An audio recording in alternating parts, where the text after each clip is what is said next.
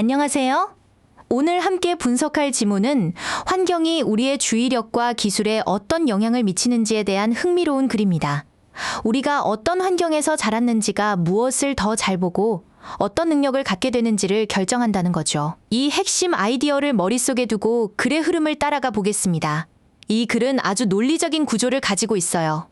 먼저 경험과 환경이 중요하다는 주장을 던지고 제러드 다이아몬드의 책을 통해 구체적인 예시를 보여줍니다. 그리고 이 표현으로 글의 흐름을 뒤집으면서 진짜 하고 싶은 말을 전달한 뒤 마지막에 결론을 내리죠.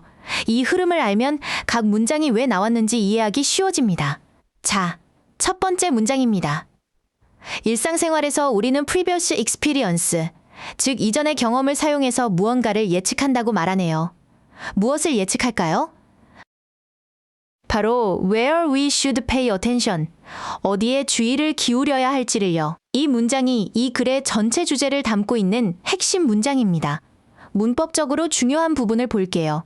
predict, 이 동사 뒤에 where we should pay attention, 이 표현이라는 덩어리가 왔죠? 이렇게 의문사절이 문장 안에서 목적어 역할을 할 때 우리는 이걸 간접의문문이라고 부릅니다. 중요한 건 어순이에요.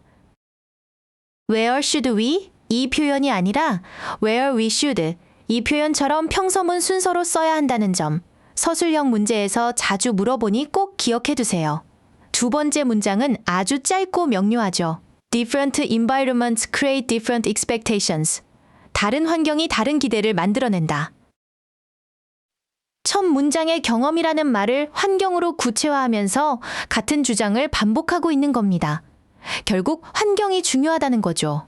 세 번째 문장에서 this, 이 단어가 가리키는 건 바로 앞에 두 문장 내용, 즉 환경이 기대와 주의력을 만든다는 사실입니다. 이 사실이 제러드 다이아몬드라는 과학자에 의해 그의 책에서 profoundly illustrated, 아주 깊이 있게 설명되었다고 하네요. 이제부터 구체적인 예시가 시작될 거라는 신호입니다. 여기서 was illustrated, 이 표현이라는 수동태 표현입니다. 주어인 this, 이 단어가 직접 무언가를 설명한 게 아니라 다이아몬드에 의해 설명된 것이기 때문에 비동사 플러스 pp 형태를 쓴 거죠. 주어와 동사의 관계가 능동인지 수동인지를 파악하는 건 해석의 기본입니다. 네 번째 문장은 그 책의 내용을 구체적으로 보여줍니다. 그가 뉴기니 원주민들과 함께 정글을 헤매는 모험을 묘사한다고 하네요. 여기서 an adventure wandering 구조를 보세요. 완더링, 이 단어가라는 현재 분사가 뒤에서 adventure, 이 단어를 꾸며주고 있어요. 모험이 스스로 헤매는 능동적인 상황이니까 ing를 쓴 거죠. 다섯 번째 문장은 예시의 핵심 내용입니다.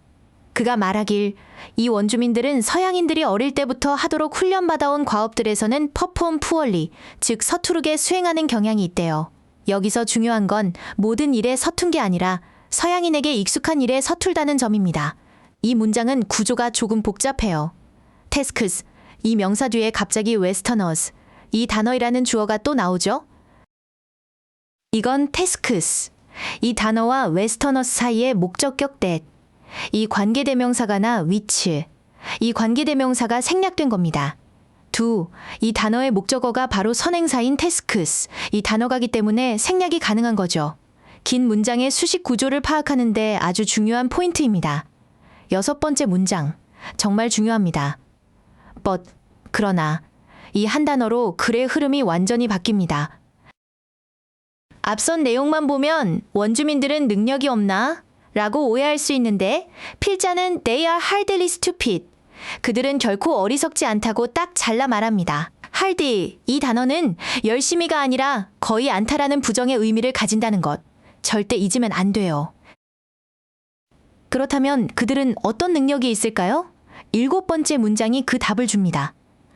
그들은 정글에서 the most subtle changes, 가장 미묘한 변화들을 감지할 수 있대요. 이것은 포식자의 흔적을 쫓거나 집으로 돌아가는 길을 찾는데 아주 유용한 능력이죠.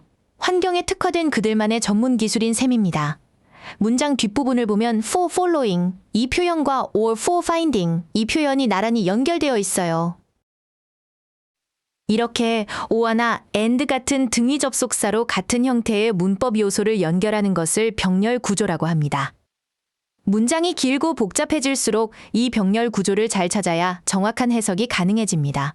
8번째 문장은 그들의 능력을 더 구체적으로 보여줍니다. 주어 they 하나에 동사가 3개나 연결되어 있어요. 첫째, 어떤 곤충을 피해야 할지 알고. 둘째, 어디에 음식이 있는지 알며. 셋째, 쉽게 피난처를 짓고 허물수 can build된 tear down 있다는 거죠. 이 역시 병렬 구조입니다. 여기서 which insects to live alone. 이 표현도 눈여겨볼 만합니다. 의문사 플러스 to 부정사 형태는 문장에서 명사처럼 쓰여요. 여기서는 no, 이 단어의 목적어 역할을 하죠. 어떤 곤충을 내버려 둬야 할지라는 의미로 which insects they should live alone. 이 표현으로 바꿔 쓸 수도 있습니다. 9번째 문장에서는 다시 시선이 다이아몬드에게로 돌아옵니다. 원주민들과는 반대로 그런 장소에서 시간을 보내본 적이 없는 다이아몬드는 has no ability, 능력이 없다고 말하죠. 어떤 능력일까요? 바로 distinguish, 즉 정글의 미묘한 변화들에 주의를 기울일 능력이요. 이제 대조가 명확해졌죠? 문장 중간에 콤마와 함께 who had never spent time in such places, 이 표현이라는 구절이 삽입되어 있죠. 이렇게 콤마 뒤에 나오는 관계대명사는 앞에 있는 명사에 대해 부가적인 설명을 덧붙이는 계속적 용법입니다. 다이아몬드는 말이야. 그런데 그는 그런 곳에서 시간을 보낸 적이 없어. 이런 느낌으로 자연스럽게 해석하면 됩니다. 마지막 10번째 문장입니다. Were he to be tested? 이 표현의 문장은 원래 if he were to be tested, 이 표현이라는 가정법 문장이에요. 만약 그가 그런 과업들, 즉 정글에서의 생존 기술에 대해 시험을 받는다면 그 역시 would perform poorly, 서투르게 수행할 것이라는 거죠. 결국 누가 더 똑똑한가의 문제가 아니라 어떤 환경에 익숙한가의 문제라는 결론입니다. 이 문장의 were he, 이 표현은 어순이 특이하죠? 가정법 문장에서 if, 이 접속사를 생략하면 주어와 동사의 자리를 이렇게 바꿀 수 있습니다. 이걸 도치라고 해요. if he were, 이 표현이 were he, 이 표현이 된 거죠. 격식 있는 글에서 종종 등장하는 형태이니 이런 문장을 봤을 때 if가 생략된 가정법이구나라고 바로 알아챌 수 있어야 합니다. 이제 글의 흐름을 만드는 핵심 어휘들을 정리해 볼게요. 가장 중요한 두 단어는 experience, 이 단어와 environments, 이 단어입니다. 이 글에서 경험과 환경은 우리가 어디에 attention, 즉 주의를 기울일지를 결정하는 근본적인 원인으로 작용하고 있죠. 그리고 능력의 차이를 보여주는 표현들이 중요합니다.